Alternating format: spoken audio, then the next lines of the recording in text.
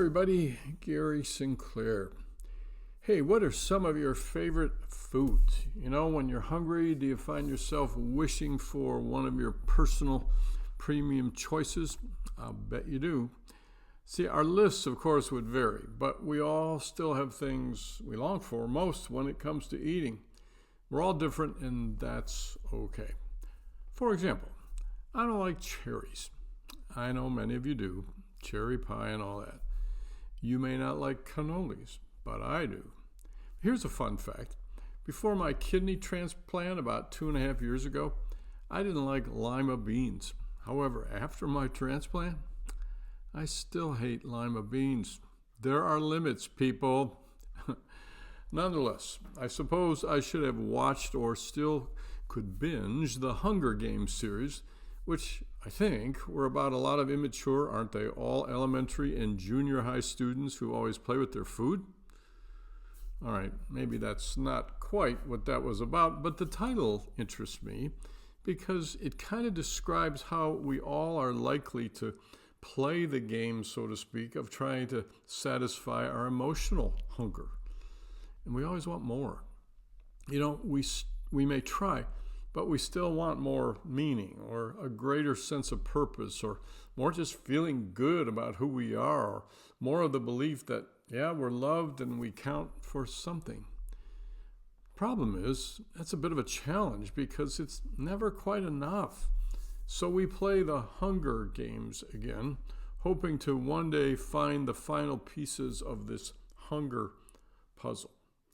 And where do we look? Well, we're all kind of similar on this, but for many, it's marriage. If I get married, I'll feel better about myself. Or friendships, or more money, or sex, or successes, or accomplishments, or education, status, and all that. And all of those things are good in the right context. They're worth seeking out and enjoying. The problem is they'll never satisfy us completely. There's no thing or purpose, or person rather, or purpose or circumstance that can ever be enough to help us feel totally loved and totally valued. Only God can do that. Why do I say that? Well, the Bible speaks about this in numerous places, but let me start in Psalm 42, verses 1 and 2.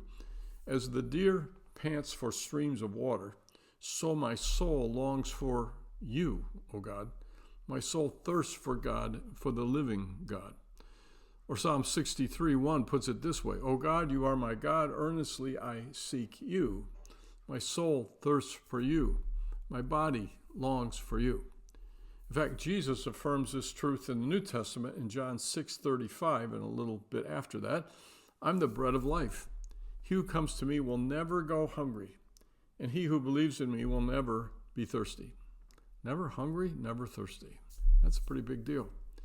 See, life doesn't and can't promise any of that. I mean, if we think our hunger will be satisfied any other way, we're going to still go hungry, even though we play the Hunger Games as much as possible. See, all of our attempts just let us down, though we can enjoy them all so much in this life. We're blessed.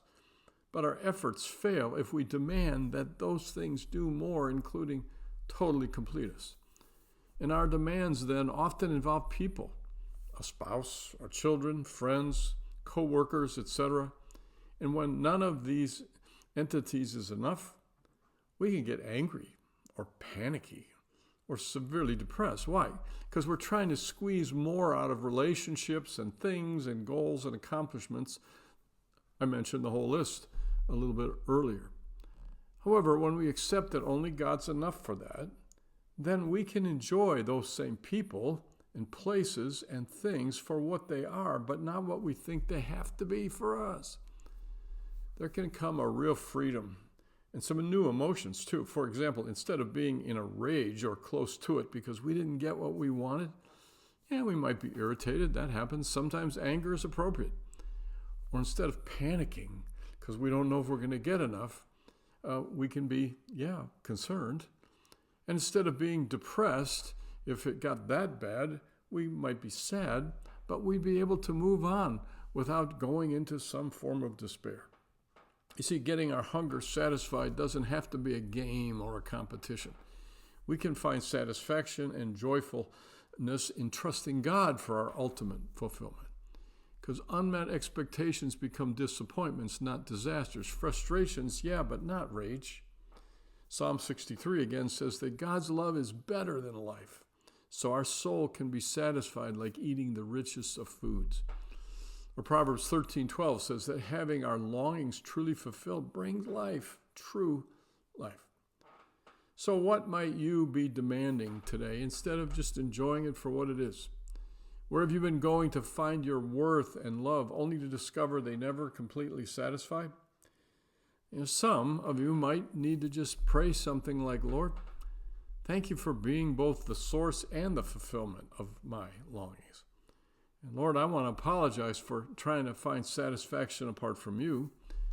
Thank you, Lord, that in Jesus I can be forgiven for not coming to you and for whatever else I've done wrong. And today I give all my longings to you, and I want to enjoy and value the relationships and successes I have without demanding they somehow completely. Only you can do that. See, that kind of prayer can start you on your way, or maybe help you continue if you're already a Christ follower, you're already in God's family. Because John 1:12 says, "But as many as received him, to them he gave the right to become children of God, and will be children of God forever."